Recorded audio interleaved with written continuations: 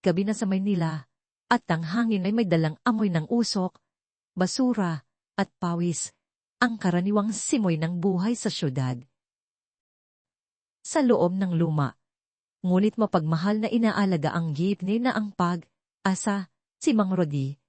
50 taon na ang gulang ngunit may mga kamay na kasing tigas ng gulong na kanyang inikot sa loob ng 30 taon. Ay tahimik na nagmamaneho. Ang makina ay umuumol, isang pamilyar na kanta na sa bawat araw ay lalong nagiging himig ng pamamaalam. Ito ang kanyang huling bayahe. Ang huling gabi ng ang pag-asa bago ito, tuluyang kunin ng programa ng modernisasyon, isang pangakong pagbabago na para kay Mang Rodi at sa maraming kasama niya ay tila isang nakatagong pagpapaalam. Nakatingin siya sa kalsada, ang kanyang mga mata ay naglalayag sa mga ilaw ng neon at sa mga anino ng mga gusali. Ang bawat kanto, bawat kalye ay may kwento. Kwento ng paghihintay, ng pag-asa, ng pagod, at ngayon, ng pagtatapos. Sa likuran niya, ang ilang natitilang pasahero ay abala sa kanilang mundo. Sa isang sulok, si Ma Annalyn Ana Cruz, isang batang nurse, nakakauwi lang mula sa mahabang shift. Nakasandal siya sa upuan, ang puting uniforme ay may mansa ng mahabang araw, at ang kanyang mga mata ay tila naghahanap ng kapayapaan sa pagod. Ngunit sa likod ng pagod, mayroong determinasyon at kahandaan na makikita sa kanyang mga kilos. Sa tapat niya, si Paolo Pao de la Cruz, dating pulis, na iyon ay pinaghihinalaan at pansamandalang sinuspend. Mayroong malalim na kunot sa kanyang noo, at ang kanyang mga mata ay malayo ang tingin, na tila ba nakakakita ng mga multo ng nakaraan. Ang kanyang postura ay direkto, ngunit ang kanyang espiritu ay tila nababalutan ng isang mabigat na ulap ng kawalan ng katarungan. Sa gitna, tahimik na nagdarasal si Aling Nena, isang matandang babae na may puting buhok at palaging may dalang rosaryo. Ang kanyang mga labi ay bumubulong ng mga dasal at ang kanyang mga mata ay nakapikit, tila humihini ng patnubay sa bawat pagdaan ng jeepney. Sa tabi niya, si Diego, isang estudyanteng abala sa kanyang cellphone. Ang ilaw ng screen ay sumasalamin sa kanyang salamin, at ang mga tunog ng mga video games ay mahinang naririnig. Sa kanyang edad, ang mundo ay umiikot sa digital, at ang pagmamaneho ng jeepney ay tila isang lumang pelikula na hindi niya pinapansin. Sa dulong sulok, mahimbing na natutulog si Kuya Ben, isang construction worker. Ang kanyang helmet ay nakasabit sa kanyang kamay, at ang kanyang mga kamay ay tigas sa paggawa. Ang kanyang pagod ay isang testamento sa hirap ng kanyang pamumuhay. Sa pinakaharap, malapit kay Mang Rodi, nakaupo si Arturo Art Santiago. Nakasuot siya ng isang mamahaling polo shirt. Ang kanyang buhok ay maayos na nakasuklay. Tahimik siya, ngunit ang kanyang mga mata ay nagmamasid sa lahat ng galaw ng jeepney at ng mga pasahero. Mayroong kakaibang pagtitig sa kanyang mga mata, isang halo ng pagtatasa at pagmamanman. Hindi alam ni Pao, ang lalaking ito ay ang kanyang dating superior, isang tao na nagturo sa kanya ng kahulugan ng disiplina at, sa kasamaang palad, ang madilim na palig ng kapangyarihan. Mayroong bagyang pagkirot sa tiyan ni Pao sa tuwing titingin siya kay Santiago, isang pakiramdam ng hindi pagkakatugma na hindi niya maipaliwanag. Huminto si Mang Rodi sa isang kanto sa kubao. Naghihintay ng huling pasahero. Ang hangin ay tila nagbago, naging mas mabigat. Isang pakiramdam ng kawalan ng kapayapaan ang bumalot sa kanila. Biglang, may isang anino ang sumugod papasok sa jeepney. Ito ay isang lalaki, Elias Eli Reyes, ang pangalan. Ayon sa kanyang ig na nakasabit sa kanyang leeg. Ang kanyang damit ay punit, at ang kanyang mukha ay nababalutan ng dugo. Hinahabol siya ng hininga, at ang takot ay nakaukit sa kanyang mga mata. Sa bawat tibok ng kanyang puso, tila sumasabay ang panginginig ng gitnay. "Tulungan niyo ko. May humahabol sa akin." Bulong niya, halos hindi na marinig. Pumagsak siya sa upuan. Ang kanyang mga kamay ay nakahawak sa kanyang tagiliran, kung saan mayroong malaking sugat na dumudugo ng malubha. Agad na lumapit si Ana. "Anong nangyari sa'yo, kuya?" Tanong niya. Ang kanyang pagod ay agad na napalitan ng pagkabahala at profesionalismo. Mabilis niyang sinuri ang pulso ng lalaki at ng kanyang mga sugat. "Kailangan niya ng ospital, Mang Rodi," sigaw niya. Nanginginig ang mga kamay ni Mang Rodi. Hindi ito ang karaniwan niyang gabi. Hindi ito ang karaniwang bayahe. Bago pa man makasagot si Mang Rodi, si Eli Reyes ay bumaling sa kanya. Ang kanyang mga mata ay malabo na, ngunit mayroong matinding pagnanais na makita. Sa kanyang nanginginig na kamay, iniabot niya kay Mang Rodi ang isang maliit na USB drive. Para sa lahat. Laban. Ang mga salitang iyon ay tila huling hininga, huling laban ng isang kaluluwa na nakakita ng kadiliman. Pagkatapos, ang kanyang katawan ay bumagsak at ang kanyang mga mata ay tumitig sa kawan. Ang jitini ay nabalutan ng katahimikan. Ang tunog lamang ng patak ng dugo sa sahig ang maririnig. Si Pao, na kanina ay tahimik lang, ay biglang kumilos. Ang kanyang mga mata, na puno ng pagod, ay naging matalas. Ang kanyang instinct bilang pulis ay biglang nagising. Ito ay hindi isang simpleng pagnanakaw. Ito ay hindi isang aksidente. Ito ay isang bagay na mas malalim. Tumingin siya sa labas ng bintana at nakita niya ang dilim na nagkukubli sa mga sasakyan. At doon, nagsimula ang lahat. Sa ilalim ng kislap ng mga ilaw ng kalsada, unti-unting sumusulpot ang mga anino. Dalawang itim na sulod ang lumitaw mula sa likuran, ang kanilang mga headlight ay tila mga mata ng halimaw. Hindi sila huminto. Sinusundan nila ang jeepney. Hindi ito ilusyon. Hindi ito isang bangungot. Ito ay totoo. Napahawak ng mahigpit si Mang Rodi sa manibela. Ang lungkot sa kanyang puso ay napalitan ng kaba at galit. Ang kanyang huling bayahe. Ang pag-asa ay hindi lamang isang jeepney. Ito ay tahanan. Ito ay pamilya. At ngayon, ito ay nasa panganib. Ang kanyang pananagutan, na dati ay para lang sa kita at sa kanyang pamilya, ay biglang lumawak. Kailangan niyang protektahan ang mga pasahero.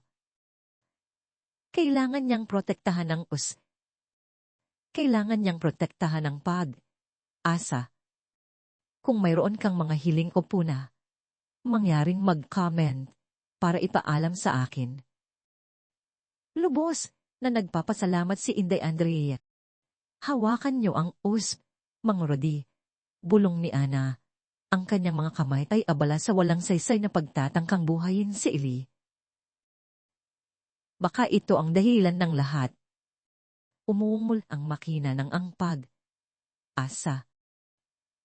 At sa gabing yon, sa mga kalsada ng Maynila, ang huling biyahe ng isang jeepney ay naging simula ng isang walang humpay na pagtakas. Ang jeepney na ang pag-asa ay hindi na lang isang sasakyan. Ito ay naging isang sisidlan ng pag-asa, isang kuta laban sa kadiliman, at isang huling laban para sa katarungan. Ang pagtaas ng presyo ng dugo ni Mang Rodi ay kasing bilis ng pag-asa Ugong ng makina, ng angpag, asa nang muli itong umarangkada. Ang takot ay sumalisi sa galit na nagpabuhay sa kanya. Ang huling biyahe niya ay hindi magiging libing ng kanyang minamahal na jeepney. Ito ay magiging isang laban para sa buhay. Mang Rodi, kaliwa, mabilis, sigaw ni Pao. Ang kanyang boses ay matalas at puno ng awtoridad na matagal nang natutulog. Ang kanyang mga mata ay naniningkit habang sinisipat ang mga salamin sa gilid. Sinusuri ang bawat galaw ng mga itim na suli na ngayon ay mas malapit na. Iglang ibinaling ni Mang Rodi ang manibela.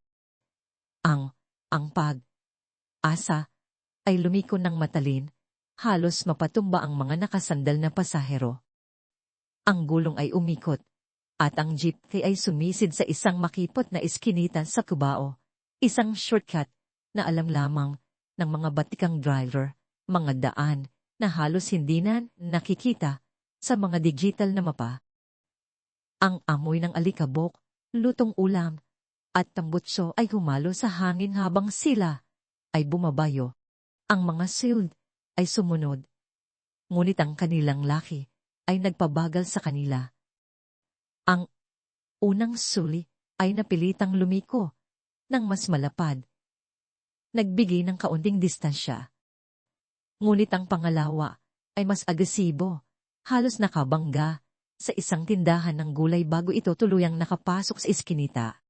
Mang Rodi, dahan, dahan. May tao sa harapan. Sigaw ni Ana, na ngayon ay abala sa pagpapayapa sa mga natatarantang pasahero. Si Aling Nena ay walang tigil sa pagdarasal. Ang kanyang rosaryo ay mahigpit na hawak. Si Kuya Ben, na nagising sa kaguluhan, ay hawak ang kanyang ulo, ngunit nakahanda nang dumulong kung kinakailangan. Si Diego, na napakapit sa upuan, ay dahang inilabas ang kanyang cellphone. Hindi para maglaro, kundi para kunan ang mga nangyayari. "Wag kang alala, Ana!" Sigaw ni Mang Rodi pabalik. Ang kanyang mga kamay ay gumagalaw ng mabilis at may katiyakan. Kilala niya ang bawat butas, bawat tiliko ng mga eskinita na ito na parang likod ng kanyang palad. Ito ang kanyang teritoryo. Isang putok ng baril ang umalingaw-ngaw, halos bumusi na sa tingnan ng lahat. Ang bala ay tumama sa likurang bahagi ng jeepney, kumawa ng butas sa lata at nagtalat ng pirasong pintura. "Umiwalay kayo sa bintana, manatili sa baba," utos ni Pao, sabay hawak sa balikat ni Mang Rodi. "Mang Rodi, huwag nating hayaang mapalibutan nila tayo. Kailangan nating pumunta sa mas matao na lugar kung saan hindi sila basta makakakilos." "Saan?" tanong ni Mang Rodi. Ang kanyang mga mata ay nakapako sa kalsada. "Nondo, di Soria.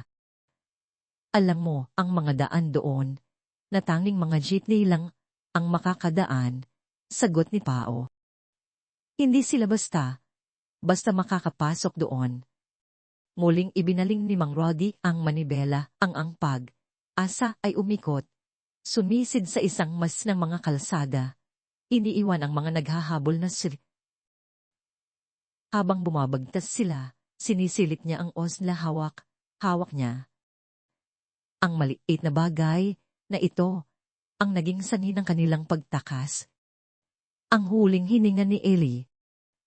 Sa loob ng jeepney, si Ana ay sinuri muli si Ellie. "Apos na siya," malungkot niyang sabi, ang kanyang boses ay malumanay, ngunit puno ng pighati. "Wala na tayong magagawa. Pero ang na yan, mahalaga yan, Mang Rodi." "Oh, alam ko," sagot ni Mang Rodi, ang kanyang galit ay lalong lumalalim. "Hindi natin hahayaang mamatay ang tao na ito nang walang katarungan." Tahimik lamang si Santiago, nakaupo sa kanyang puwesto. Ang kanyang mga mata ay nakatingin sa labas, Ngunit minsan ay sumisilip siya kay Pao. Isang bahagyang ngiti ang kumurba sa kanyang labi, isang ngiti na tila mayroong lihim na nalalaman. Naramdaman ni Pao ang titig, at ang kanyang tiyan ay kumulo. Mayroong kakaiba sa lalaking ito, isang bagay na hindi maganda. Ang kanyang dating superior ay tila isang anino, palaging nasa likod mo, ngunit hindi mo alam kung kailan siya aatake. Pao, ano ang gagawin natin? Tanong ni Ana. Ang kanyang boses ay nagpapahayag ng pagkabahala. Kailangan nating ipaalam ito sa tamang tao, sagot ni Pao. Ngunit hindi ko alam kung sino ang mapagkakatiwalaan sa ngayon. Ang mga humahabol sa atin ay hindi mga simpleng kriminal. Ang kanilang taktika, pamilyar ito sa akin. Mga sinanay na, tulis, naramdaman ng lahat ang bigat ng kanyang mga salita. Pulis? Kung ganoon, sino ang dapat nilang pagtiwalaan? Mang Rodi, sa Divisoria tayo, sigaw ni Pao. Sa mga kanto, kung saan kabit ang mga eskinita. Tuon sila mahihirapan. Nagmaneho si Mang Rodi nang may husay, ang kanyang jeepney ay parang isda na lumalangoy sa ilalim ng dagat. Lumabas sila sa main road at dumiretso sa mga makitpot na kalsada ng Tondo. Ang amoy ng tuyong isda, panimpla, at mga basura ay bumati sa kanila. Ang mga bata ay naglalaro sa kalye at ang mga tindera ay nagtitinda sa labas ng kanilang mga bahay. Ang gulo at ingay ng Tondo ay naging kanilang kasapakat. Ang mga sud ay muling lumitaw, ngunit sa pagkakataong ito, nahihirapan na sila. Ang kanilang laki ay nagpapahirap sa kanila na makapasok sa mga kalsada. Isang sud ang huminto, ang driver ay bumaba, at pinaril ang gulong ng jeepney. Ngunit si Mang Rodi ay mabilis na nag-react, umilag, at lumiko, kahit na ang gulong ay medyo umalog. Mang Rodi, ka lang? Tanong ni Ana. Taya ko pa, sagot ni Mang Rodi. Ang kanyang boses ay puno ng determinasyon. Hindi ito ang unang beses na nakatakas ako sa gulong na sumasabog. Si Digo, na tahimik lang, ay biglang nagsalita. Whis, I'm checking something. Ang kanyang mga mata ay nakapako sa screen ng kanyang cellphone. Lee Reyes, accountant. May article dito tungkol sa kanya. Siya raw ang main witness sa isang kaso ng korupsyon sa ilalim ng Prime Builders, ang kumpanya na nakakuha ng kontrata para sa jeepney modernization project. Ang mga salita ni Diego ay tiyak kidlat na tumama sa lahat. Korupsyon. Jeepney modernization. Lahat ay nagkonekta. Ang jeepney na ito, ang pag-asa, ay mawawala dahil sa proyektong ito. At ngayon, ang proyektong ito ay puno ng baho ng korupsyon. Prime Builders, bulong ni Mang Rodi, ang kanyang mga kamaw ay nakakuyom. Kaya pala ganito sila. Kabilis, kumilos. Si Pao ay napatingin sa likod, sa direksyon ni Santiago. Ang kanyang mga mata ay nanliit. Prime Builders. May naalala siyang koneksyon si Santiago sa kumpanyang iyon noon. Isang konsultancy na hindi niya masyadong pinansin. Ngayon, ang koneksyon na iyon ay tila isang malaking pulang mandila. Mang Rodi, bilisan mo pa! Sigaw ni Pao. Kailangan nating mawala sa kanila. Hanapin natin ang isang lugar na ligtas para masuri natin ang osod. Sa loob ng jeepney, naramdaman ng lahat ang pagbabago. Hindi na sila basta mga pasahero. Hindi na sila basta mga biktima. Ngayon, sila ay mga kasama sa isang laban. Si Aling Nena ay hindi na lamang nagdarasal para sa kaligtasan, kundi para sa katarungan. Si Kuya Ben ay tahimik na inayos ang kanyang pwesto, handang maging kalasag kung kinakailangan. Si Diego, na dating abala sa kanyang digital na mundo, ay ngayon ay mas nakatuon sa pagtulong. Ang mga ilaw ng dirisorya ay nagliwanag, ang gulo at ingay ng merkado ay bumalos sa kanila. Ito ang kanilang paboritong lugar. Isang lugar kung saan ang mga sud ay magiging inutil. Lumiko si Mang Rodi sa isang iskinita na napuno ng mga kariton, mga tindera, at mga tao. Ang angpal. Asa ay dumiretso, halos humahagip sa mga paninda. Ang mga sud ay huminto, sa dulo ng iskinita, hindi makapasok. Ang kanilang mga driver ay bumaba, naglalakad na ngayon, naghahanap ng paraan. Umiwalay sila. Tumakas tayo, sigaw ni Pao. Mabilis na pinatakbo ni Mang Rodi ang jeepney sa mga likong daan ng Divisoria. Iniiwan ang mga humahabol. Ang kanyang mga kamay ay pawis na pawis. Ngunit ang kanyang puso ay puno ng determinasyon. Paasa ang asa, para kay Ili, at para sa lahat, ang mga jeepney driver na tulad niya.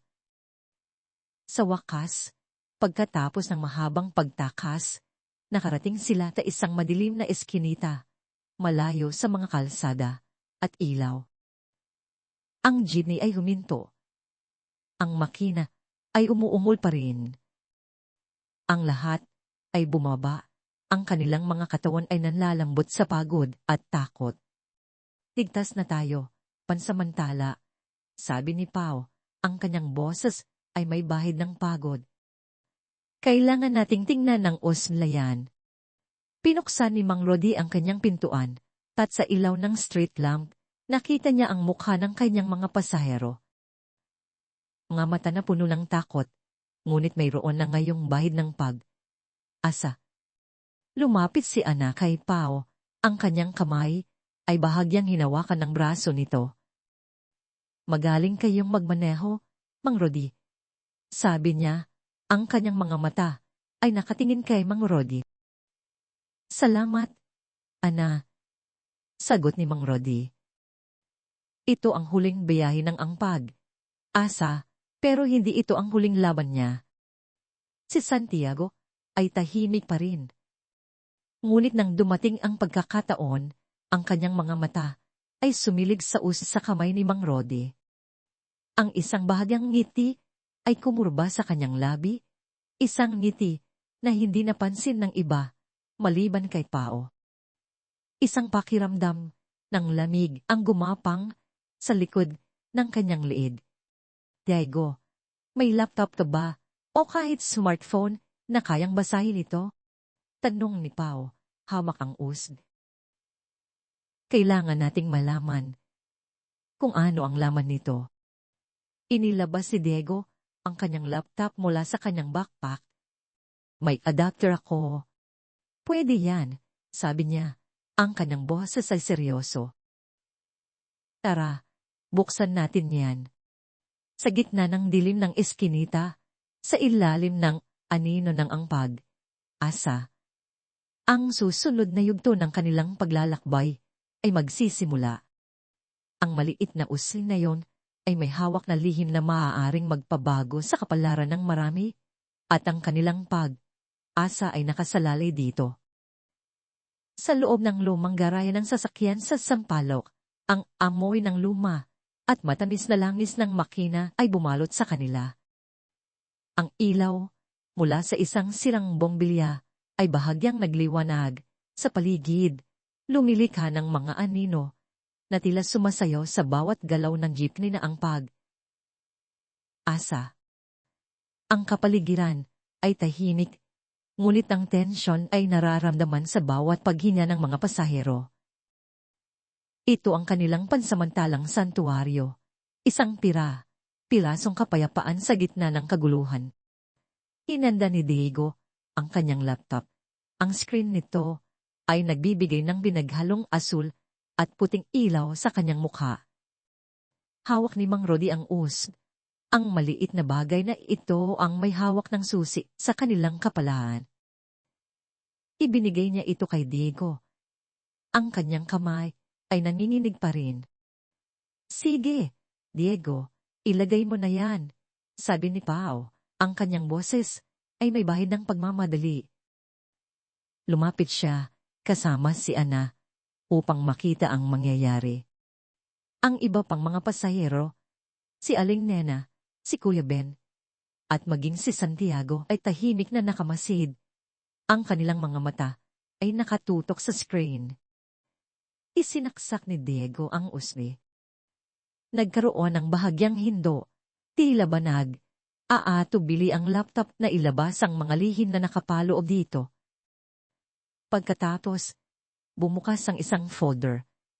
Puno ng iba't ibang file, Prime Builders Financials, Cuscs, Eli Reyes Witness Statement, Edit, Project Titang Correspondence, Nanalo, at Audio Log Meeting. Nariri. Unang binuksan ni Diego ang Excel file.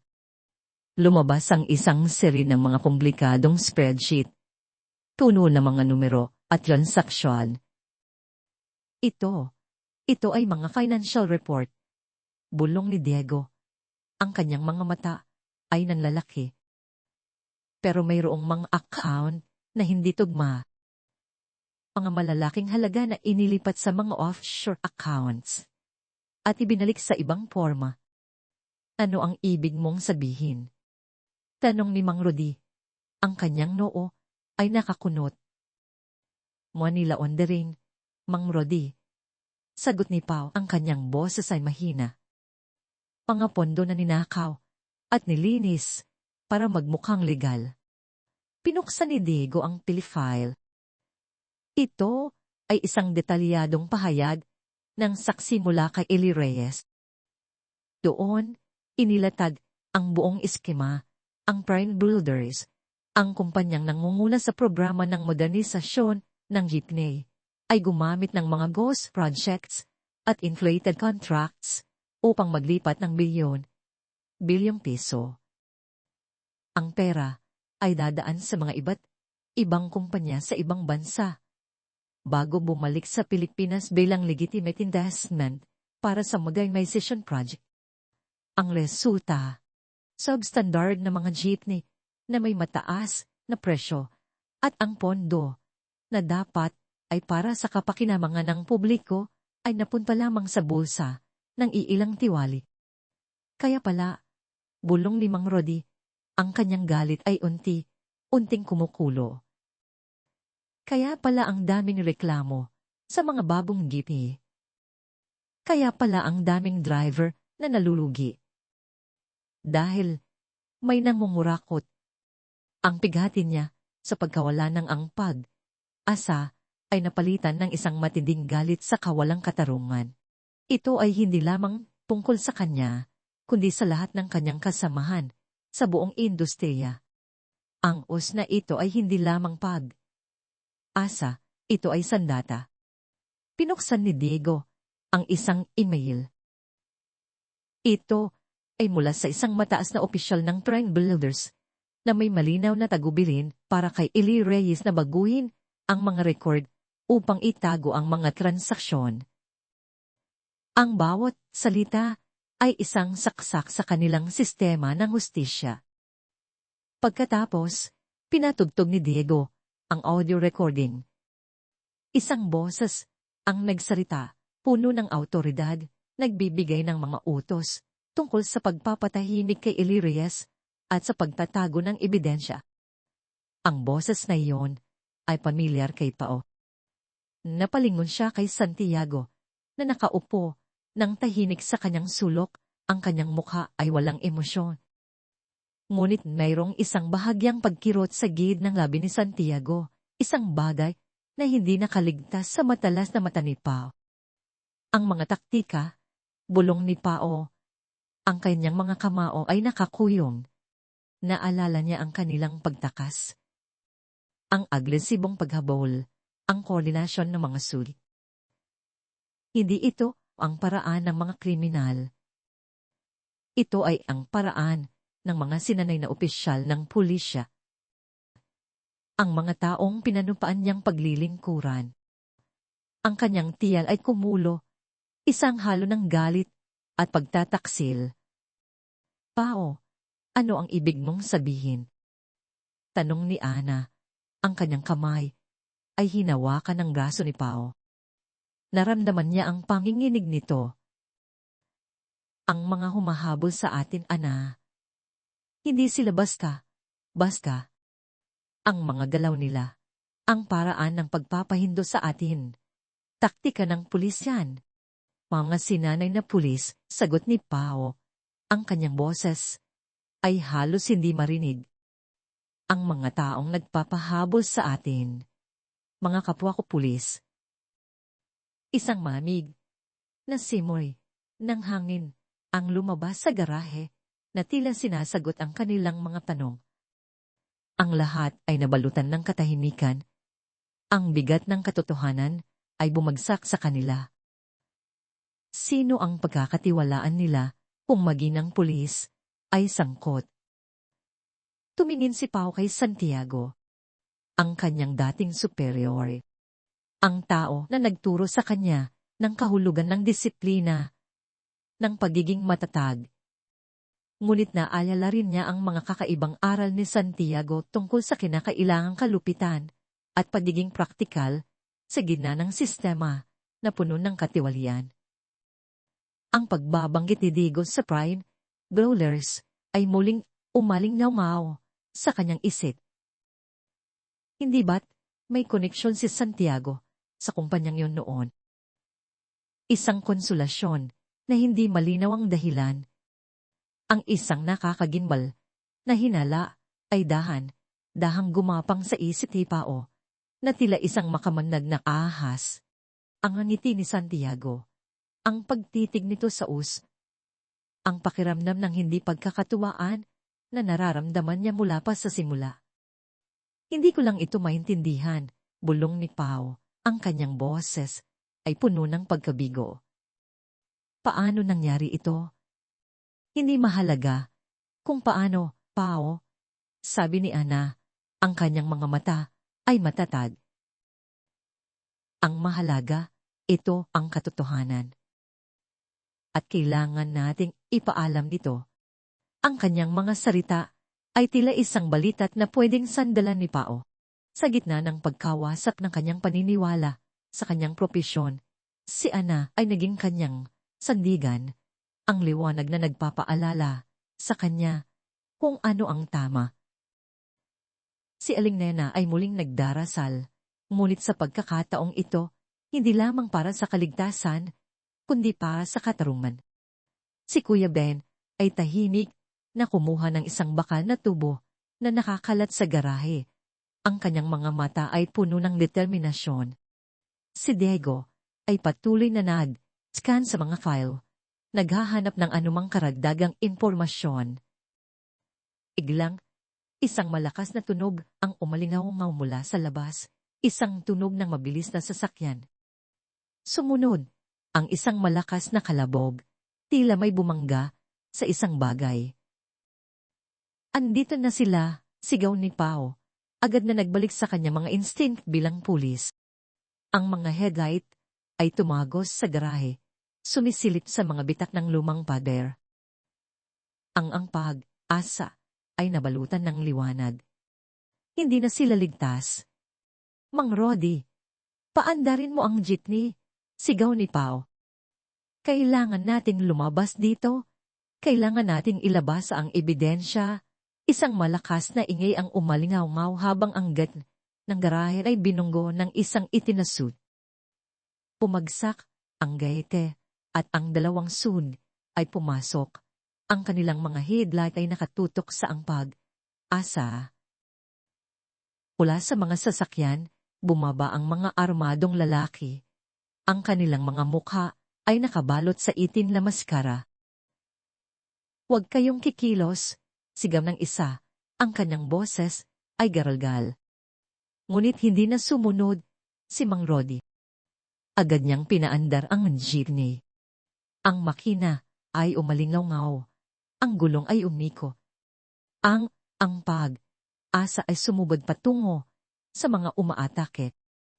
Hawakan kayo, sigaw ni Mang Rodi. Ang jeepney ay bumangga sa isang sili, lumika ng isang malakas na ingay ng bakal. Ang pag-asa ay tila isang galit na kalabaw, nagwawala sa gitna ng mga umuumal na silt. Sumunod ang putok ng baril. Ang mga bala ay tumama sa jeepney.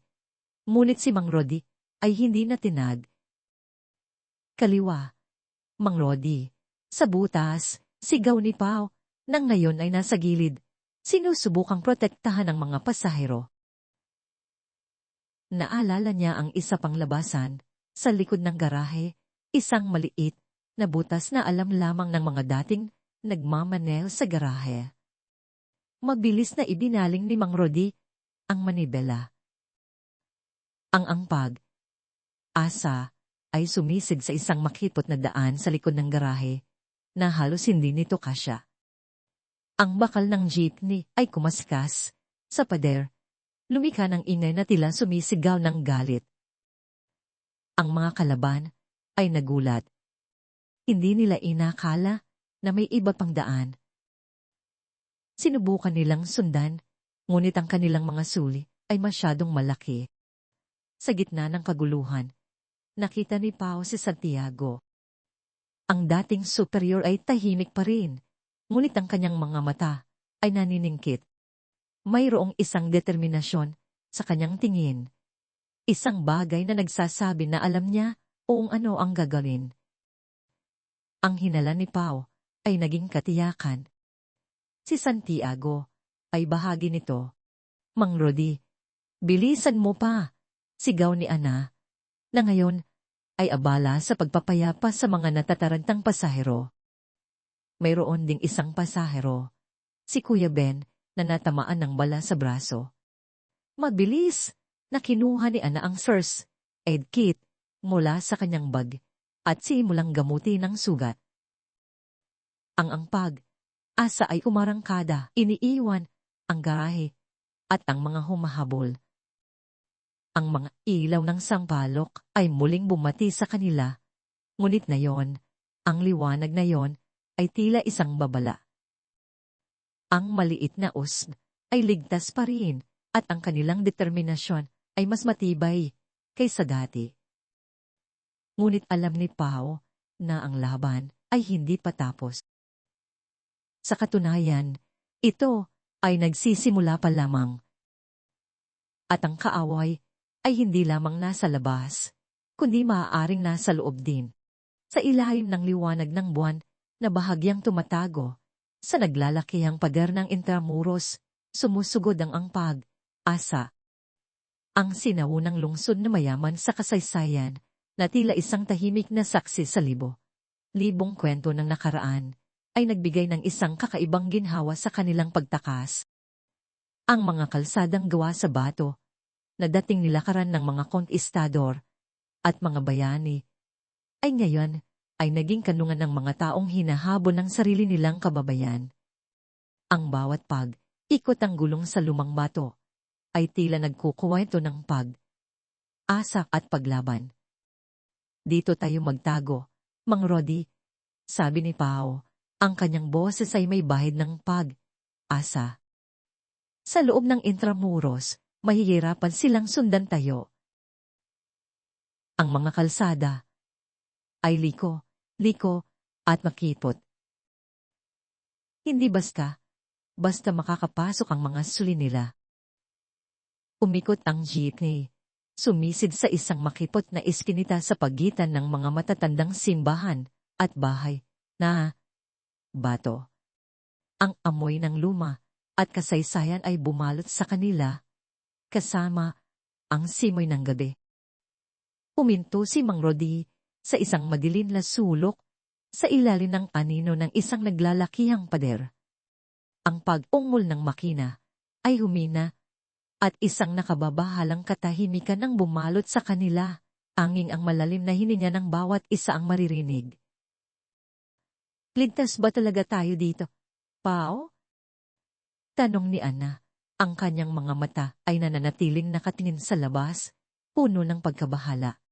Patuloy siyang inaalagaan ng sugat ni Kuya Ben, na ngayon ay nanininig na sa sakit. Ang balikat nito ay balot ng isang malaking benda, ngunit ang dugo ay patuloy na tumatagos iiwan ng bahid sa puting tela. Pansamantala, sagot ni Pao, ngunit ang kanyang mga mata ay walang tigil na nagmamasid sa paligid. Ang kanyang instinct ay nagsasabi sa kanya na mayroon pa ring panganib, at ang panganib na iyon ay hindi lamang nagmumula sa labas. Mayroong kakaibang pagtitig sa mga mata ni Santiago, isang bagay na mas malamig kaysa sa hangin ng gabi. Si Santiago ay tahimik pa rin. Ngunit ang kanyang mga mata ay nagbabago. Ang dating kalmado at walang emosyon na tingin ay napalitan ng isang bagay na mas malamig, mas matalas. Ang kanyang titig ay nakatutok kay Mang Rodi, at sa na mahigpit na hawak nito na tila isang huling hininga na hindi dapat kumawala. Mang Rodi, sabi ni Santiago, ang kanyang boses ay malumanay, ngunit mayroong isang bagay na nakakakilabot dito, na tila isang laso na dahang gumagapang sa kanilang mga pandinig. Hindi mo na kailangang gawin yan. Ibigay mo na sa akin ng usbi.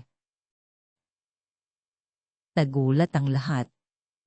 Napalingon si Mang Rodi kay Santiago, ang kanyang noo ay nakakunot, hindi maintindihan ang biglang pagbabago ng tono ng kausap. Ano ang sinasabi mo? Mula sa kanyang bulsa, dahang inilabas ni Santiago ang isang baril, isang power pistol kadir na pamilyar kay Pao. Ang baril ay kumislap sa dilin, at ang tunog ng pag-cock nito ay umalingaw sa jeepney, na tila isang huling hininga ng katahimikan. Itinutok niya ito kay Pao, pagkatapos ay kay Mang Rodi. Ang kanyang mga mata ay walang hawa. Mas mabuti na ibigay mo ang usb, Mang Rodi, muling sabi ni Santiago. Ang kanyang boses ay mas matigas na, parang yelo. Ito ang huling pagkakataon mo. Kung hindi, mamamatay kayong lahat. Nabalutan ng katahimikan ang jeepney. Ang hinala ni Pao ay naging isang malamig at nakakawasak na katotohanan. Ang kanyang dating superior, ang taong nagturo sa kanya ng kahulugan ng disiplina at karangalan, ay ang traidor sa loob. Ang anino sa likod niya. Santiago. Pulong ni Pao. Ang kanyang boses ay puno ng kawalang paniwala at galit na tila isang bulkan na handa ng sumabog. Ikaw ang nagpapatakbo sa kanila. Isang mapait na ngiti ang kumurba sa labi ni Santiago. Ako. Ako. Akala mo ba, Pao, na ang sistema ay madaling baguhin? Na ang katarungan ay nananaig sa lahat ng oras? Pata ka pa, Pao. Pata ka pa para maintindihan ang mundo.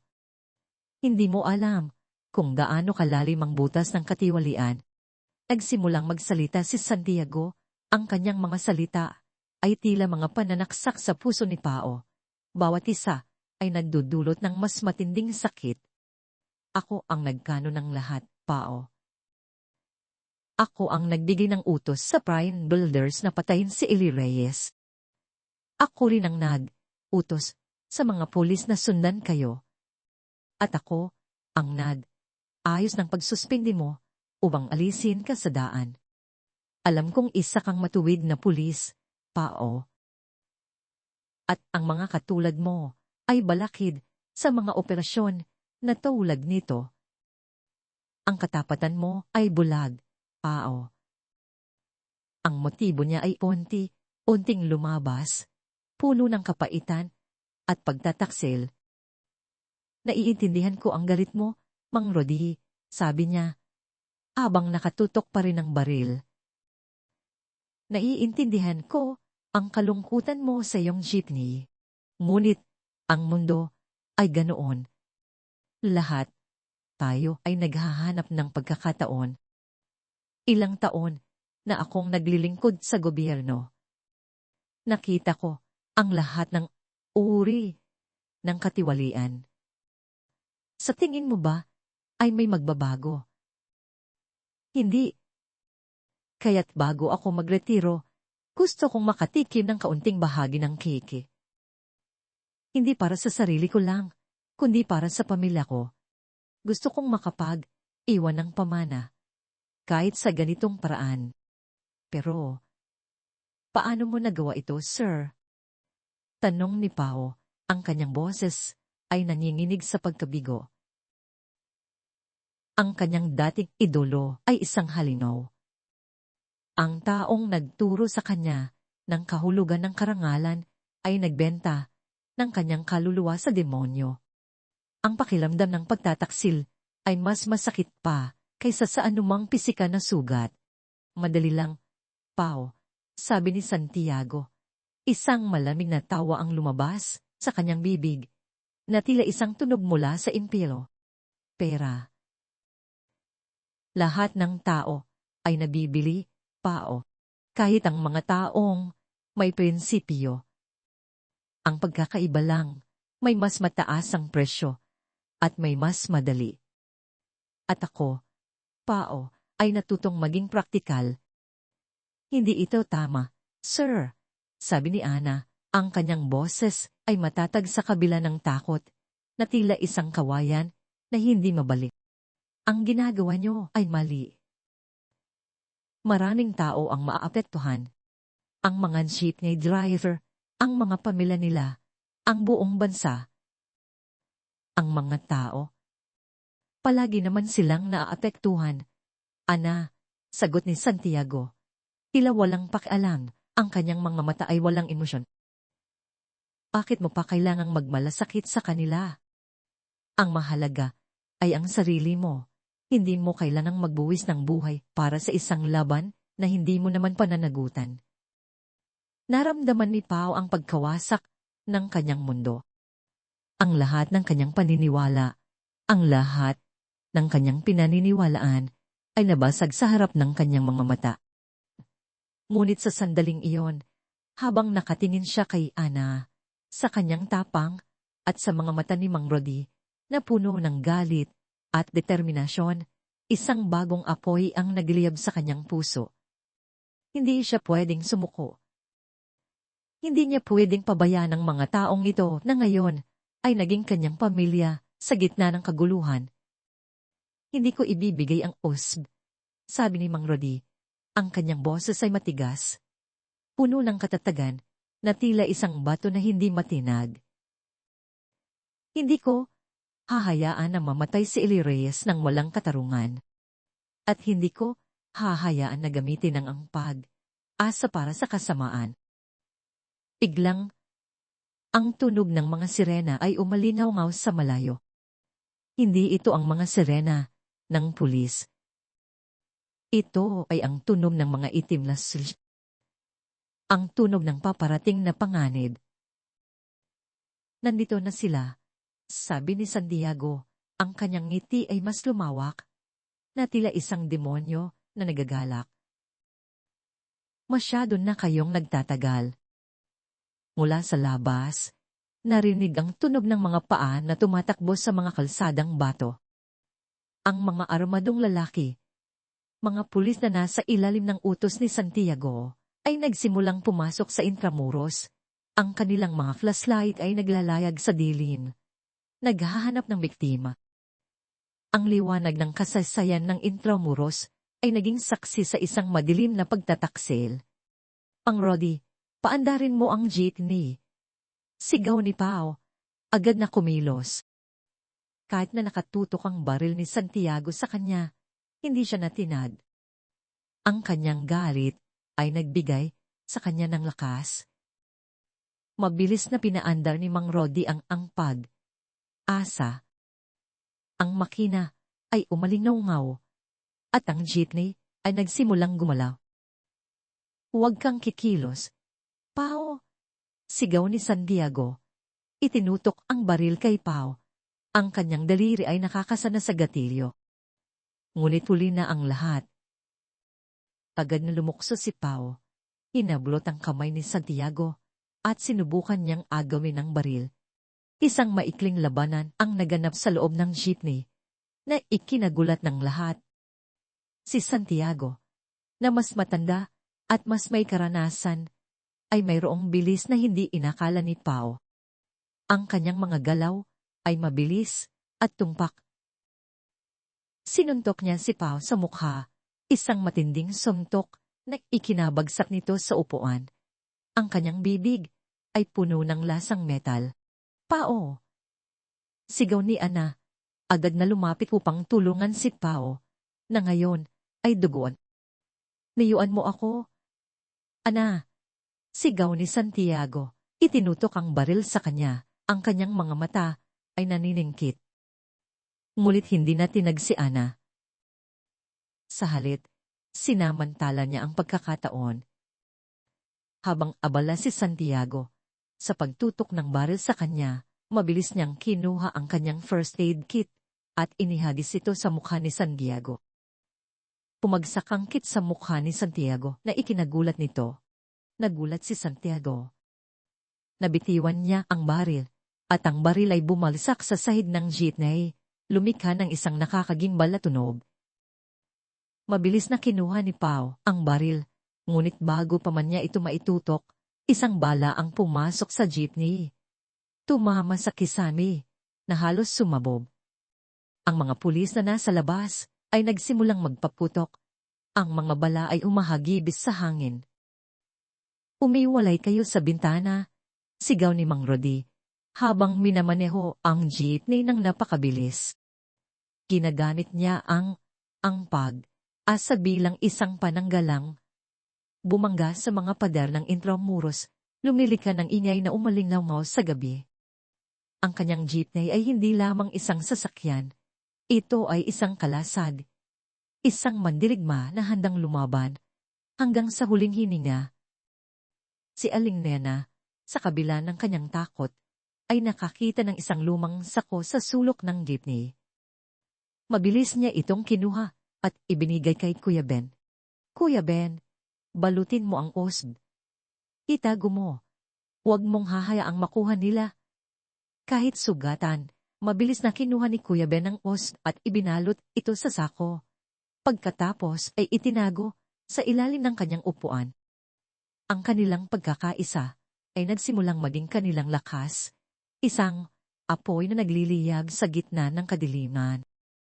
Ang mga bala ay patuloy na bumabagsak sa jeepney, ang bawat tama ay tila isang saksak sa puso ni Mang Rodi.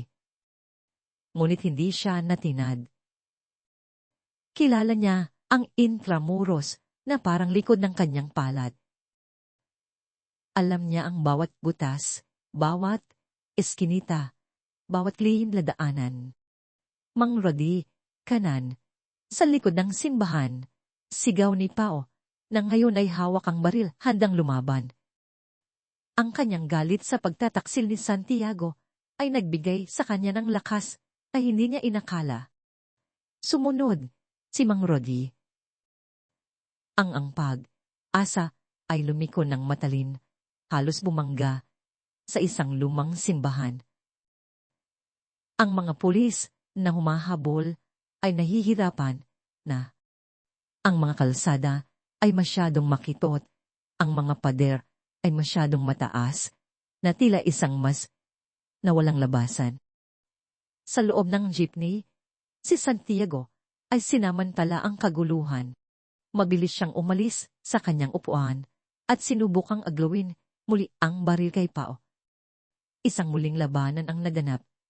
Ngunit sa pagkakataong ito, mas handa si Pao.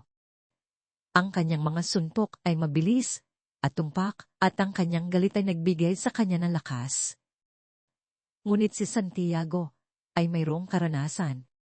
Isang matinding suntok ang inabot niya kay Pao na ikinabagsak nito sa sahig. Ang kanyang ulo ay tumama sa bakal na poste. Inabot niya ang baril at muling itinutok kay Mang Rodi. Ibigay mo ang osb, Mang Rodi, o mamamatay kayong lahat. Sigaw ni Santiago. Ang kanyang boses ay puno ng galit at desperasyon. Ngunit sa sandaling iyon, isang malakas na busina ang umalingaw mula sa labas. Isang truck ng basura ang biglang lumabas mula sa isang eskinita na hinarangan ang daan ng mga humahabol na sibil. Ito ay isang biyaya mula sa langit. Mang Rodi, takbo! Sigaw ni Pao, na ngayon ay nakatayo na, ang kanyang mukha ay puno ng dugo. Ang kanyang mga mata ay matatag. Mabilis na pinatakbo ni Mang Rodi ang pag-asa. Ang jeepney ay sumisid sa isang makipot na daan, iniiwan ng mga humahabol, at si Santiago, na nakatayo, puno ng galit, ang kanyang mukha ay nababalutan ng pagkabigo. Sa likod ng jeepney, nakita ni Pao, si Santiago, na tumatakbo. Sinusubukang sundan sila. Ngunit ang mga pader ng Intramuros ay naging pabor sa kanila. Ang distansya ay unting lumalawak. Hindi pa tapos ang laban, bulong ni Pao. Ang kanyang mga mata ay matatag. Ang pagtataksil ni Santiago ay hindi nagpabagsak sa kanya, sa halip. Ito ay nagbigay sa kanya ng mas matinding dahilan upang lumaban. Hindi lamang para sa sarili niya, kundi para sa katarungan at sa mga taong kanyang pinoprotektahan. Sa pagitan niya at ni Ana, isang mas matibay na ugnayan ang nabuo, isang pagtitiwala na nagliyab sa gitna ng kadiliman. Ang jeepney ay lumabas mula sa Intramuros, ang liwanag ng umaga ay bahagyang sumisilip sa silangan, nagbibigay ng bagong pag-asa. Ang pag-asa ay puno ng mga butas ng bala. Ang mga gulong ay halos bumigay. Ngunit patuloy itong tumatakbo, dala ang isang mahalagang ebidensya at isang grupo ng mga tao na handang lumaban para sa katarungan. Ang laban ay hindi pa tapos, ngunit ang pag-asa ay nagsimulang sumilip sa madilim na gabi, na tila isang bagong simula. Ang bukang liwayway ay dahang sumisikat sa silangan. Nagpipinta ng kulay kahel at layla sa abuhin na kalangitan ng Maynila. Ang dating madilim na gabi ay nagbibigay daan sa isang bagong araw, ngunit para sa mga sakay ng ang pag-asa, ang bagong araw na ito ay puno pa rin ng panganib at kawalan ng katiyakan. Ang jeepney, na ngayon ay puno ng mga butas ng bala at may basag na salamin, ay umaandar pa rin. Isang matibay na mandirigma na ayaw sumuko. Ang makina nito ay umuungol ng malakas, tila nagrereklamo sa bawat pag-ikot ng gulong, ngunit patuloy pa rin sa paghataw. Ang usok na lumalabas sa tambutso nito ay tila isang huling hininga, ngunit ang bawat hininga ay may dala pa ring pag-asa. Mang Rodi, dumiretso tayo sa abs, sigaw ni Pao. Ang kanyang boses ay matalas at puno ng bagong determinasyon. Ang dugo sa kanyang mukha ay tuyo na, ngunit ang sakit sa kanyang ulo ay nagpapaalala sa kanya ng pagtataksil ni Santiago. Ang bawat tibok ng kanyang puso ay nagsasabing kailangan niyang gawin ang tama. May kilala akong reporter doon na matino at mapagkakatiwalaan. Kailangan nating ilabas ito sa publiko bago pa nila tuluyang matabunan at burahin ang lahat ng ebidensya. Agad na tumango si Mang Rodi. Ang kanyang mga kamay ay mahigpit na nakahawak sa manibela. Awakan kayo ng mahigpit, sigaw niya. Sabay ibinaling ang manibela. Ang pag-asa ay lumiko ng matalin papalabas ng Intramuros at sumisid sa mas malawak na kalsada ng Burgos. Ang mga suli ni Santiago ay sumusunod pa rin sa malayo, Tila mga anino na ayaw bumitaw, ngunit mas agresibo na ngayon. Ang tunog ng putok, mang baril, ay umaynaw sa kanilang likuran. Isang babala na hindi sila susuko. Ang trapiko ay nagsisimula pa lamang dumami.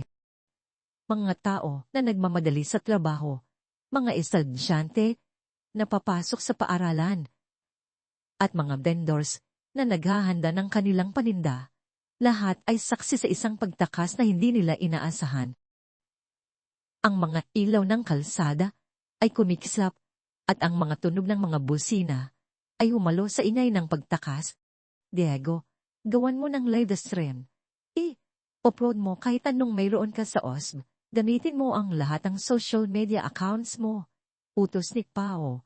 Ang kanyang mga mata ay naniningkit habang sinusuri ang mga sumusunod sa rear. T-Mirror. Kailangan nating ipaalam sa lahat na may nangyayaring ganito. Kailangan nating gawing imposible para sa kanila na itago ang katotohanan. Agad na kumilos si Diego. Ang kanyang mga kamay ay mabilis na gumalaw sa keyboard ng kanyang laptop. Ang kanyang mga mata ay nakapako sa screen. Live stream la ako sa Facebook, uploading files to Twitter, Instagram, at TikTok. #Justice for Eli ang pag-asagip modernization scam. Ang bawat pagtipan niya ay tila isang balang tumatama sa katahimikan, nagpapaputok ng bombang impormasyon sa digital na mundo. Sa ilang sandali, nagsimulang dumami ang views at shares. Ang mga komento ay bumuhos. Ang ilan ay nagtataka, ang iba ay nagagalit, ngunit marami ang nagsisimulang magtanong. Sa likod, patuloy na inaalagaan ni Ana ang sugat ni Kuya Ben. Ang kanyang mga kamay ay pawis na pawis, ngunit ang kanyang pagkabahala ay napalitan ang isang kakaibang lakas. Si Kuya Ben, kahit sugatan, ay nakahawak pa rin ng mahigpit sa sako na naglalaman ng usbe. Tumingin siya kay Pao, at ang kanilang mga mata ay nagtagpo. Mayroong isang tahimik na unawa, isang pangako ng suporta na hindi na kailangan pang sabihin. Ang bawat isa sa kanila ay nagiging matatag, ang bawat isa ay may papel na ginagampanan sa laban na ito. Mang Rodi, kaliwa, sumisid ka sa ilalim ng tulay ng Ayala. Doon sila mahihirapan, sigaw ni Pao, na nakatingin sa rear, view mirror. Masyado silang malaki para makapasok doon ng mabilis. Agad na sumunod si Mang Rodi. Ang asa ay sumisid sa ilalim ng lumang tulay ng Ayala. Ang kanyang mga gulong ay dumaan sa mga butas na kalsada. Ang ingay ng makina ay umalingaw sa ilalim ng tulay, na tila isang huling sigaw ng jeepney. Ang mga sili ay napilitang huminto, ang kanilang mga driver ay nagmumura. Naghahanap ng ibang ruta, ngunit hindi sila sumuko. Mayroon pa rin silang mga baril, at ang kanilang determinasyon ay kasing tindi ng kanilang amo. Mula sa kaliwa, isang sud ang lumitaw. Sinusubukan na haranin ng jeepney. Ngunit si Mang Rodi ay mas mabilis. Isang matinding liko ang kanyang ginawa. Ang asa ay halos sumayad sa kalsada. Ang gulong nito ay umikot, at ang jeepney ay bumangga sa gilid ng sud. Lumikha na isang malakas na ingay ng bakal. Ang sud ay nawalan ng kontrol at tumilapon sa tabi, bumangga sa pader ng tulay. Ang mga tao sa loob nito ay sumigaw, at ang sasakyan ay tuluyang nasira. Oo, Mang Rodi, sigaw ni Diego, ang kanyang mga mata ay nanlalaki sa pagkamanga. Hindi ko akalaing may magagawa pa tayong ganyan. Hindi pa tapos, sigaw ni Mang Rodi. Ang kanyang hininga ay malalim, ngunit ang kanyang mga mata ay puno ng determinasyon. Ang kanyang mga kamay ay tila nakadikit sa manibela. Ang bawat galaw ay isang desisyon ng buhay at kamatayan. Ang kanyang jeepney ay hindi lamang isang sasakyan. Ito ay isang bahagi ng kanyang kaluluwa. At ngayon ay lumalaban ito para sa uling pagkakataon. Ngunit ang isa pang sul ay muling sumunod. Ang mga bala ay umalingaw sa hangin. Sa pagkakataong ito, tumama ang bala sa gulong sa likuran. Ang jeepney ay umalog. Ang usok ay lumabas mula sa gulong. Ngunit patuloy pa rin sa paghataw. Nagulantang ang mga pasahero. Ngunit ang kanilang determinasyon ay hindi nawawala. Mang Rodi, ang gulong. Sigaw ni Ana. Ang kanyang boses ay puno ng pagkabahala habang sinisigurado na ligtas si Kuya Ben. Kaya pa yan, hanggat may umaasa. Kaya pa natin. Sigaw ni Mang Rodi. Ang kanyang mga kamay ay mas humigpit sa manibela. Si Pao ay napatingin sa likod. Nakita niya si Santiago na lumabas mula sa isang suli na naiwan sa trapiko, kasama ang dalawa pa niyang tauhan. Ang mukha ni Santiago ay puno ng galit at desperasyon, tila isang hayop na nasukol. May hawak siyang baril. Tumakbo sila. Sinusubukang sundan ang jeepney sa pamamagitan ng pagtakbo sa masikip na kalsada. Ang kanyang mga mata ay nakatutok sa jeepney. Tila isang mandaragit na gustong makita ang huling hininga ng kanyang biktima. Pao, kailangan nating pigilan sila. Sigaw ni Ana. Ang kanyang mga mata ay matatag. Hindi natin hahayaang makuha nila ang OSG. Hindi, sagot ni Pao. Pero kailangan nating siguraduhin na makakarating tayo sa ABS. Walang makakapigil sa atin. Biglang, sa gitna ng sikat ng araw na ngayon ay mas nagliliwanag. Nakita ni Pao si Santiago na tumalon mula sa isang motorsiklo na kinakailangan niyang kumpiskahin mula sa isang nagdadaang lider.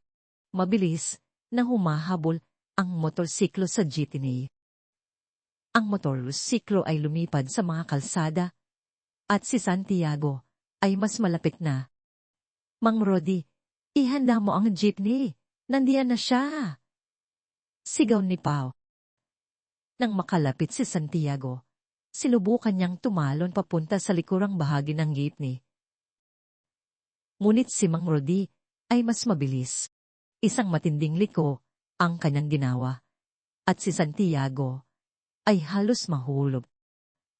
Ngunit nagawa niya pa rin, kumapit. Ang kanyang mga kamay ay mahigpit na nakahawak sa bakal na rehas ng jeepney. Ibabang mo ang OSG. Pao, tapusin na natin ito. Sigaw ni Santiago. Ang kanyang boses ay puno ng galit, halos nawawala na sa kontrol. Hindi kailanman. Santiago, sigaw ni Pao, habang nilalabanan ng kanyang dating mentor sa pamamagitan ng kanyang mga tingin. Hindi ko hahayaang manalo ang katiwalian at ang kadiliman sa liwanag habang umaandar ang jeepney sa bilis na tila sumasalungat sa pisika. Isang pamilyar na tunog ang umalingaw sa mga speaker ng radyo sa loob ng jeepney. Breaking news, isang high-speed chase ang nagaganap ngayon sa mga pangunahing kalsada ng Metro Manila, kinasasangkutan ng isang jeepney na may mga butas ng bala at mga itim na sil. May mga reports na isang live stream mula sa loob ng jeepney ang kumakalat online. Nagpapakita ng mga dokumento na nagpapahiwatig ng malaking korupsyon sa ilalim ng jeepney modernization project na umano'y sangkot ang frame builders at ilang opisyal ng gobyerno. Ang mga otoridad ay pinaniniwala ang nasa lugar na at nagsasagawa ng investigasyon. Napangiti si Diego. Ang kanyang mukha ay puno ng pagod. Ngunit mayroon ding bahid ng tagumpay. Gumana! Sigaw niya. Nakikita na tayo ng lahat. Hindi na nila ito matatago. Ang mga mata ng mga pasahero ay nadiwanag. Ang kanilang laban ay hindi na isang lihim. Nakikita na sila ng buong bansa. Ngunit sa gitna ng kasiyahan, si Santiago ay nagpursige. Sa isang matinding iglap, Umakyat siya sa bubong ng jeepney, ang kanyang mga kamay ay mahigpit na nakakapit. Awak niya pa rin ang baril. Itinutok niya ito sa mga pasahero. "Pao, nasa likod mo," sigaw ni Ana, habang ginagamit ang kanyang katawan upang protektahan si Kuya Ben at Aling Nena. Si Aling Nena ay walang tigil sa pagdarasal, ngunit ngayon ay may kasama na ring mga luha ng takot at pag-asa. Mabilis na umikot si Tao. Nakita niya si Santiago, na ngayon ay nasa bubong ng jeepney, handa nang magpaputok. Ngunit bago pa man makaputok si Santiago, tumalon si Pao, umakyat sa bubong ng jeepney. Ang hangin ay humagibis sa kanilang mga mukha, at ang mga tunog ng mga kotse sa ibaba ay tumalo sa kanilang mga hininga. "Santiago, tapos na ang laro mo," sigaw ni Pao. Ang kanyang boses ay puno ng galit at tapang, at mayroong isang bagong puwersa na nagmumula sa kanyang puso. Isang matinding labanan ang naganap sa bubong ng angpag. Asa. Abang umaandak ang jeepney sa bilis na tila lumilipad. Ang mga suntok at sipa ang ibinigay, ang bawat isa ay puno ng galit at pagnanais na manalo. Si Santiago, kahit matanda na, ay mayroon pa ring bilis at karanasan sa pakikipaglaban. Ngunit si Pao, na puno ng galit at bagong determinasyon, ay mas malakas. Ang kanyang bawat suntok ay hindi lamang pisikal, kundi moral. Lumalaban siya hindi lamang para sa sarili niya, kundi para sa katarungan, para kay Eli, at para sa mga taong sinubukang sirain ni Santiago. Ang bawat suntok ay isang paghiganti sa kanyang nawawalang karangalan at sa pagtataksi ng kanyang dating mentor. Isang matinding suntok ang ibinigay ni Pao sa mukha ni Santiago, na itinabagsak nito sa bubong ng jeepney. Ang baril ni Santiago ay nawala sa kanyang kamay at nahulog sa kalsada, nawala sa gitna ng trapiko. "Hindi ka kailanman magtatagumpay, Santiago," sigaw ni Pao, habang itinutulak si Santiago sa gilid ng bubong. Ang katiwalian ay hindi mananaig sa huli, ang katotohanan ng mananaig. Sa gitna ng labanan, nakita ni Mang Rodi ang kanyang destinasyon, ang Ags building, malapit na, nagliliwanag sa sikat ng araw. Ngunit nakita rin niya ang huling sil na ngayon ay mas malapit na. Sinusubukang haranin sila. "Hawakan kayo!" sigaw ni Mang Rodi. Isang matinding liko ang kanyang ginawa. Ang pag-asa ay lumipad sa ere, halos bumangga sa isang concrete barrier. Ngunit nagawa niyang iwasan ang sil. Ang gulong ay pumutok, at ang jeepney ay umalog ng malakas. Sa bubong, sinamantala ni Santiago ang pagliko. Sa isang huling pagtatangka, sinubukan niyang agawin ang usp mula kay Kuya Ben, na ngayon ay hawak na ang usp sa loob ng sako at mahigpit na pinaprotektahan ni Ana.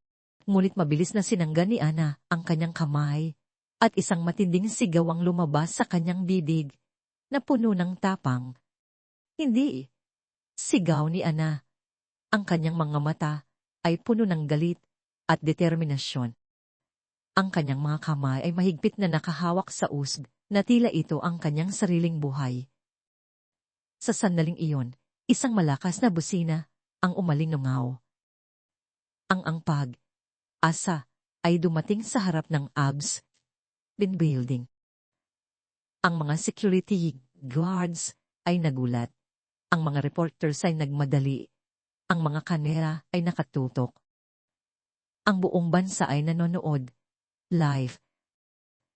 Sa bubong, sa isang huling pagkakataon, binigyan ni Pao si Santiago ng isang malakas na suntok, na ikinabagsak nito mula sa bubong ng jeepney at bumagsak sa aspalto.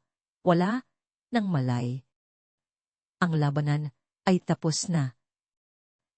Ang jeepney, na ang pag-asa ay huminto sa harap ng building. Ang makina nito ay umubo, at pagkatapos ay tuluyang namatay. Ang kanyang mga gulong ay flat na. Ang kanyang bakal ay puno ng butas. Ang kanyang salamin ay basag. Ngunit nagawa niya ang kanyang misyon. Isa siyang matagumpay na mandirigma na nagbigay ng kanyang huling hininga para sa katarungan. Mabilis na bumaba si Pao mula sa bubong. Nakuha namin. Sigaw niya habang itinataas ang usb na ibinigay sa kanya ni Kuya Ben. Ito ang ebidensya ng korupsyon. Ang katotohanan. Ang mga reporters ay sumugod. Ang kanilang mga kamera ay kumikislap. Ngunit bago pa man makapagsalita si Pao, isang tunog ng sirena ang umalinaw at sa pagkakataong ito, hindi iyon ang tunog ng mga humahabol. Ito ay ang sirena ng mga opisyal ng pulisya, pangatapat na pulis, na ngayon ay dumating na alert sa live stream at sa mga balita. Ang mga pulis ay lumapit at agad na inaresto si Santiago at ang kanyang mga tauhan na ngayon ay nasa sahig na, sugatan at walang kakayahang lumaban. Ang mga opisyal ay lumapit kay Pao. Ang kanilang mga mukha ay puno ng unawa at paggalang. Salamat, Pao, sabi ng isang opisyal, isang dating kasamahan niya. Nagawa mo ang tama. Ibinalik mo ang tiwala sa aming hanay. Nagngingitian sina Ana at Pao. Sa wakas, tapos na ang lahat. Sa gitna ng kaguluhan, ang pagod at takot, isang bagong simula ang bumubuo sa kanila. Ang kanilang mga kamay ay nagtagpo, isang tahimik na pagpapahayag ng pagmamahalal at pag-asa, isang pangako para sa isang mas magandang bukas. Lumabas si Mang Rodri mula sa jeepney. Tumingin siya sa ang pag-asa, ang kanyang matandang kaibigan, na ngayon ay isang muwasak na shell ng dating ganda nito. Isang luha ang pumatak sa kanyang pisngi, ngunit ito ay luha ng pagmamahal at paggalang sa kanyang matandang kasama na lumaban hanggang sa uling hininga. Nawai ang kanyang huling biyahe ay maging simula ng isang bagong pag-asa. Hindi na lamang siya isang glider, siya ay isang bayani. At ang pag-asa ay hindi lamang isang jeepney, ito ay isang alamat. Si Aling Nena, Kuya Ben, at Diego ay lumabas din. Ang kanilang mga mukha ay puno ng pagod, ngunit mayroon ding bahid ng tagumpay. Sila ay hindi lamang mga pasahero. Sila ay mga saksi. Sila ay mga bahagi ng isang laban na nagpabago sa kanilang buhay at nagbigay sa kanila ng bagong pag-asa. Ang araw ay sumikat na ng buo sa Maynila. Ang bagong araw na ito ay hindi lamang nagdadala ng liwanag, kundi ng katarungan at pag-asa. Ang laban ay tapos na, ngunit ang kwento ng ang pag-asa at ang mga taong sumakay dito ay sisimulan pa lamang ikwento na magbibigay inspirasyon sa marami. Ang bukang liwayway na sumalubong sa Manila pagtatapos ng gabing iyon ay hindi lamang nagdala ng liwanag, kundi ng katotohanan. Sa harap mismo ng gusali ng AGS, din ang mga kamera ay kumikislap, ang mga reporter ay nagsusumiksik at ang mga siren ng mga tapat na pulis ay nagsilbing hudyat ng pagtatapos ng isang bangungot at simula ng isang bagong umaga. Ang jeepney na, ang pag-asa, wasak at puno ng mga butas, ay nakatayo doon, isang tahimik, ngunit makapangyarihang saksi. Ilang araw ang lumipas, ngunit ang alingaw-maw ng gabing iyon ay patuloy na umalingaw-maw sa buong Pilipinas. Ang live stream ni Diego, kasama ang mga dokumento mula sa USD, ay mabilis na kumalat sa social media.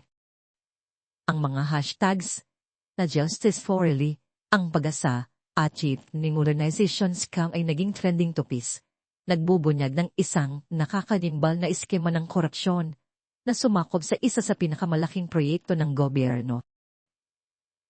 Ang balita ay nagdulot ng isang malaking gulo sa bansa. Ang mga pahayagan ay napuno ng mga headline. Ang mga programa sa TV ay walang tigil na nag-uulat at ang mga tao ay nagalit at nabigo. Ang prime builders na dati ay tinitingala ay biglang naging sensor ng galit ng publiko. Ang kanilang mga opisyal, kasama ang ilang matataas na personalidad sa gobyerno na nakasapi sa iskema, ay mabilis na inaresto. Ang proyekto ng modernisasyon ng jeepney na siyang nagtulak sa libong driver tulad ni Mang Rodi sa kawalan ng katiyakan, ay agad na sinuspindi para sa isang masusing pagsusuri. Para kay Paolo Pao de la Cruz, ang mga araw na ito ay puno ng isang kakaibang halo ng kaluwagan at pagkabigo. Ang kanyang pangalan ay ganap na naalis sa lahat ng pagdududa. Hindi lang siya ibinalik sa puwersa ng pulisya, kundi binigyan pa ng promosyon. Ang kanyang katapangan at integridad sa harap ng isang dating mentor na nagpa siyang maging traidor ay tsinilala. Ngunit ang sugat ng pagtataksin ni Santiago ay nanatili, isang paalala na ang kadiliman ay naharing magtago kahit sa mga taong pinagkakatiwalaan mo. Sa isang silid sa istasyon ng pulisya, nakita ni Pao si Santiago. Nakatali ang mga kamay at nakatungo ang ulo. Ang dating opisyal na may kapangyarihan ay isang basahan na tao. Nang magsalita si Santiago, walang pagmamayabang, angin kapaitan. Hindi ko pinagsisisihan, Pao. Bulong niya. Ang kanyang tinig ay halos hindi marinig. Ang sistema ay bulok. Sinusubukan ko lang na makahanap ng paraan para mabuhay sa gitna ng kabulukan na yan. Ang mga salitang iyon ay nagpaalala kay Paon ng mga matinding laban na kailangan pangharapin. Ngunit hindi na siya mag-iisa. Kung gusto mong makinig sa mga kwentong nilikha ni Inday Andrea, mag-comment lang po. Sa tabi ni Pao ay palaging si Ma Annalyn Anat Cruz. Sa mga araw na ito, hindi lamang siya isang nurse na nag-aalaga sa mga sugat, kundi isang kasama na nagbibigay ng suporta. Ang kanilang mabilis na pagmamahalan na nabuo sa gitna ng kaguluhan ay naging simbolo ng pag-asa. Si Ana ay patuloy na nagtatrabaho sa ospital, ngunit sa bawat gabi, si Pao ay nasa kanyang tabi, at sa bawat pagharap niya sa mga hamon ng kanyang propesyon, naramdaman niya ang presensya ng taong magparatibay sa kanya. Ang kanilang mga mata ay nagtatagpo ng may tahimik na pag-unawa, isang pangako ng isang kinabukasan na binuo sa katotohanan at pagmamahalan. Para kay Rodrigo Mang Rodi Santos, ang pakiramdam ay kakaiba. Ang kanyang minamahal na, ang pag-asa ay tuluyang nasira. Hindi na kayang ayusin. Sa isang dako, mayroong malaking kalungkutan sa kanyang puso, isang paalam sa isang kasamang naglingkod sa kanya ng matagal. Ngunit sa kabilang dako, mayroong pag-asa. Kinilala siya ng buong bansa bilang isang bayani, isang ordinaryong mamamayan na naging instrumento ng pagbabago. Nakatanggap siya ng napakaraming tulong pinansyal mula sa mga pribadong individual at organisasyon na nagbigay sa kanya at sa kanyang pamilya ng isang bagong simula.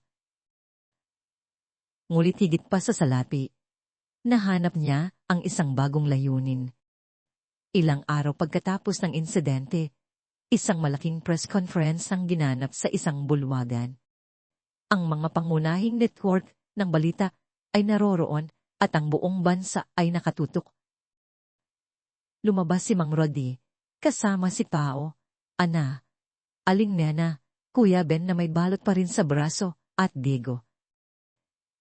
Sa harap ng milyong Pilipino, ikinuwento nila ang bawat detalye ng gabing iyon, ang pagpasok ni Elires, ang pagtakas, ang pagtupas sa USB, ang pagtataksil ni Santiago, at ang kanilang determinasyon na dalihin ang katotohanan sa liwanag. Si Mang Rodi, na dating tahimik at kontento na sa pagmamaneho ng kanyang jeepney, ay ngayon ay may boses na. Ang pag-asa ay nawala, sabi niya. Ang kanyang tinig ay puno ng emosyon, ngunit ang pag-asa na dala nito ay hindi kailanman mamamatay. Naway ang kwento namin ay maging paalala sa lahat na kahit ang mga ordinaryong tao ay may kapangyarihan na lumaban para sa tama, para sa katarungan, at para sa isang mas magandang bukas para sa ating lahat, lalo na para sa mga jeepney driver na walang ibang pangarap kundi ang makapagbigay ng maayos na buhay sa kanilang pamilya. Nagsalita rin si Pao. Ang kanyang boses ay matatag.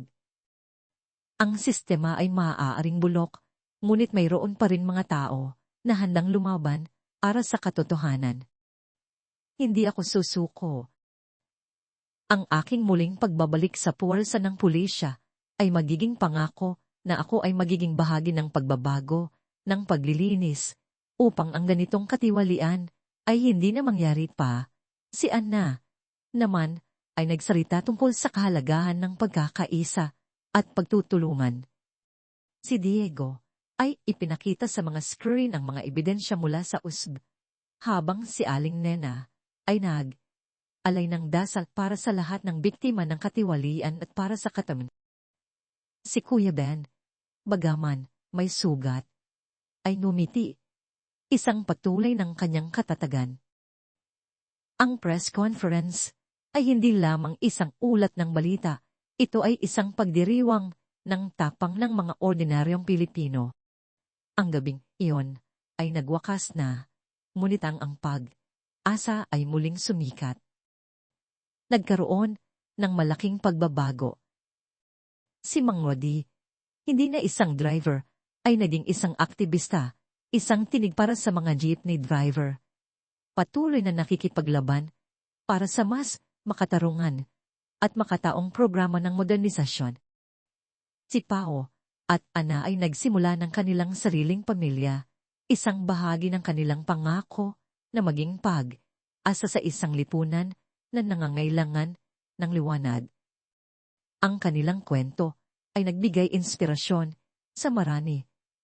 At ang kanilang pagmamahalan ay naging isang patunay na kahit sa pinakamadilim na panahon, ang pag-asa ay maaring umusbong at lumago.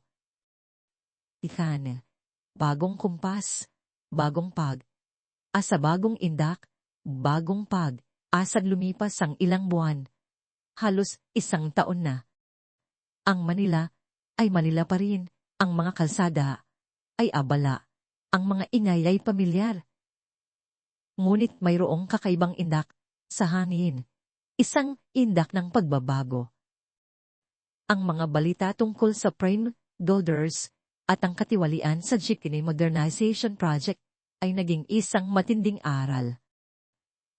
Ang proyekto ay muling binuksan, ngunit sa pagkakataong ito, mayroong mas mahigpit na pagsubaybay, mas malinaw na proseso, at mas makatarungang kasunduan para sa mga driver at operator. Hindi na ito naging sanhi ng pagkawala ng kabuhayan, kundi isang pangako ng pag-unlad na kasama ang lahat. Si Mang Rodi, na ngayon ay isang ikon, ay madalas nang lumalabas sa telebisyon, hindi upang magmaneho ng jeepney, kundi upang magbigay ng panayam, upang maging tinig ng mga manggagawa. Ang kanyang komento ay nagbigay ng lakas sa marami. Isang hapon, sa isang seremonya, nakatanggap siya ng isang espesyal na regalo, isang bago, moderno, at electric jeepney.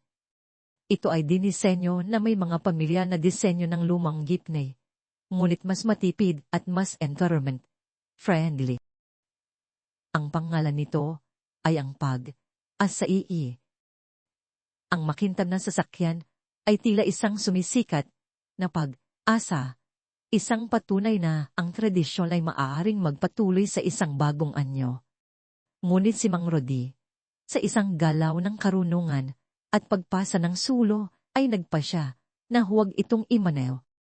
Sa halip, ibinigay niya ito sa isang batang driver, isang bagong henerasyon, upang magpatuloy sa paglalakbay ng pag-asa. Ang pag-asa ay hindi lamang isang jeepney. Sabi ni Mang Rodi sa batang driver, ang kanyang mga mata ay puno ng pagmamahal at pag-asa. Ito ay isang paniniwala. Ang pag-asa ay hindi namamatay. Ipagpatuloy mo ang laban, iyo. Si Ana at Pao ay ikinasal sa isang simple, ngunit puno ng pagmamahal na seremonya, kasama ang kanilang mga kaibigan at pamilya. Si Pao ay naging isang huwarang opisyal ng pulisya na nangunguna sa isang bagong unit na nakatutok sa paglaban sa katiwalian. Ang kanyang karanasan sa ang pag-asa ay humubog sa kanya at sa bawat kaso na kanilang hinaharap, naalala niya ang gabing iyon, ang halaga ng katotohanan at ang lakas ng mga ordinaryong tao. Si Ana ay patuloy na nagtatrabaho bilang isang nurse, ngunit ngayon ay mas aktibo rin sa mga gawaing pangkomunidad, nagbibigay ng serbisyo at pag-asa sa mga nangangailangan. Ang kanilang pagmamahalan ay naging isang ilaw, hindi lamang para sa kanilang sarili, kundi para sa iba. Si Aling Nena ay patuloy sa kanyang pagdarasal, ngunit ngayon ay may ngiti na sa kanyang labi. Si Kuya Ben ay nakabalik na sa kanyang trabaho, mas matatag kaysa dati, at ang sugat sa kanyang braso ay isang paalala ng kanyang katatagan. Si Diego, sa tulong ng kanyang mga kasanayan sa IT, ay naging isang cyber activist, gumagamit ng kanyang talento upang ilantad ang mga katiwalian at ipagtanggol ang katotohanan online. Ang bawat isa sa kanila ay nagpatuloy sa kanilang buhay. Dala ang mga alaala ng gabing iyon at ang kaalaman na sila ay naging bahagi ng isang bagay na mas malaki kaysa sa kanilang sarili. Sa isang huling sandali, nakatayo si Mang Rodi sa gilid ng kalsada, nakatingin sa dumadaang mga jeepney.